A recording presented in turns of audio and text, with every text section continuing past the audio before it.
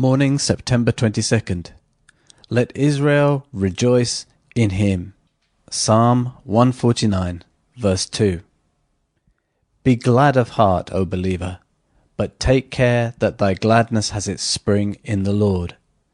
Thou hast much cause for gladness in thy God, for thou canst sing with David, God my exceeding joy. Be glad that the Lord reigneth, that Jehovah is King. Rejoice that he sits upon the throne and ruleth all things. Every attribute of God should become a fresh ray in the sunlight of our gladness. That he is wise should make us glad, knowing as we do our own foolishness. That he is mighty should cause us to rejoice, who tremble at our weakness.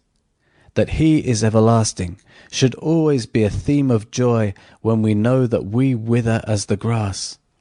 That he is unchanging should perpetually yield us a song, since we change every hour. That he is full of grace, that he is overflowing with it, and that this grace in covenant he has given to us, that it is ours to cleanse us, ours to keep us, ours to sanctify us, ours to perfect us, ours to bring us glory. All this should tend to make us glad in him. This gladness in God is as a deep river. We have only as yet touched its brink.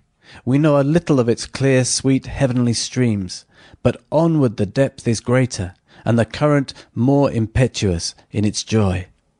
The Christian feels that he may delight himself not only in what God is, but also in all that God has done in the past. The Psalms show us that God's people in olden times were wont to think much of God's actions, and to have a song concerning each of them. So let God's people now rehearse the deeds of the Lord. Let them tell of his mighty acts, and sing unto the Lord, for he hath triumphed gloriously. Nor let them ever cease to sing, for as new mercies flow to them day by day, so should their gladness in the Lord's loving acts in providence and in grace show itself in continued thanksgiving. Be glad, ye children of Zion, and rejoice in the Lord your